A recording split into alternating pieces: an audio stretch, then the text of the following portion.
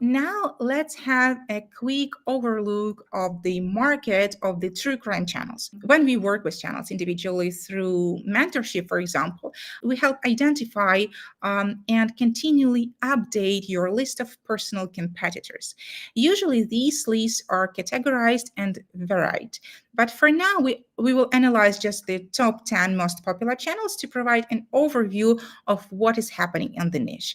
So here what I'm showing you is called SubBox. SubBox is our own developed software which is available for our partners, and it helps to deep dive into the analysis of the market and competitors.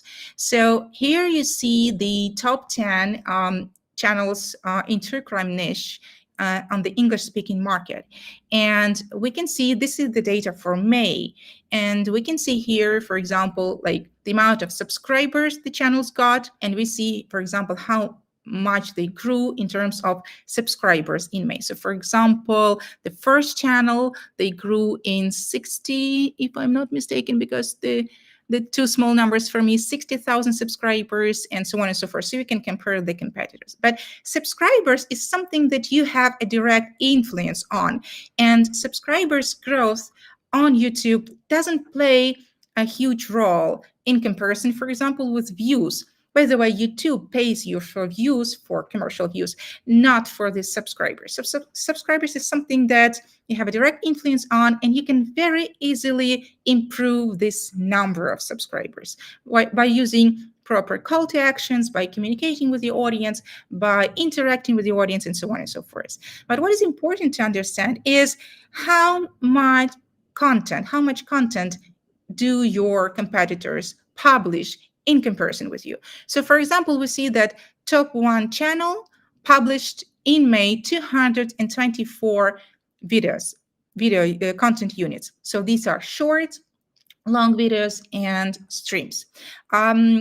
We can differ like between shorts, long videos, and streams, but we will not do it like during this webinar because it will take too long. But still, so we see that they published 224 videos, and the other competitors publish like 31 videos, 45, 6, 24, and so on and so forth.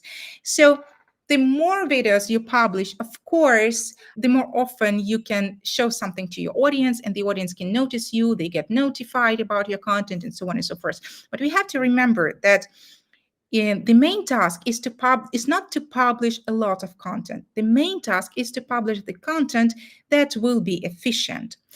How do we measure the efficiency of the content? By 3 factors.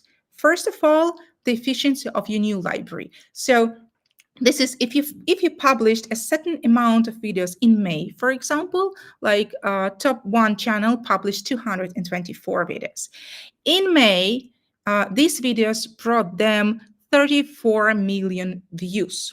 So this is the efficiency of their new library. And by the way, if we see PVC Plus, so we see that this channel fell in May in comparison with April for 13 million views. And if we look at the PVC Plus column, we see that minus 13 million, minus 1.6 million, minus 3.4 million, so on and so forth. So the market was falling in May for those channels. We see the efficiency of your new library, and we see the efficiency of your older library, so your archive videos. So these are the videos that were published before May, and we calculate how many views they got in May. So for example, for top 1 channel, in May, they got a PVCO. They got 40.9 million views on their older library. So, and altogether, they grew in 74 million views. So what do we see here? We see here extremely well performing older libraries. So it means the people who come to this channel, they like the content and they watch the content, they watch the older videos. But the amount of views on the new library is not so well. So it means that maybe this channel has to work better with the optimization, with the thumbnails, titles, and so on and so forth in order to make YouTube algorithms show them to wider audience. Also, what is important to understand here, we see here MEV, which is the median of views per one video. This is the efficiency of your one content particle. So if you publish, so the main idea of the YouTube is to understand if you publish one video and your competitor publishes one video in May, for example, who will attract more audience? Who will get a better audience's attention and so on and so forth. So here we see that for the top one channel, right, the MEV is 98.4 thousand views. So this means that if this channel publishes one video in May, or published because it's June already, right? So published one video in May, potentially it got 98.4 thousand views per one video, which is a good result because the more video you publish, the harder for you is to maintain this number high.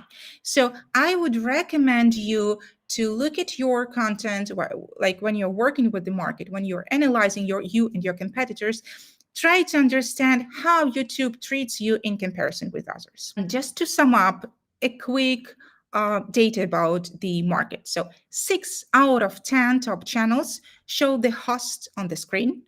4 out of 10 channels, they make podcasts and they create podcasts and also they upload them to YouTube Music.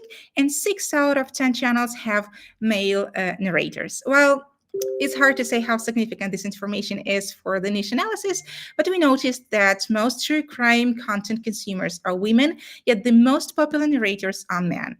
Also, top channels, they publish on average 25 videos per month, excluding shorts, and the median engagement rate for the top 10 channel is 3.6% almost.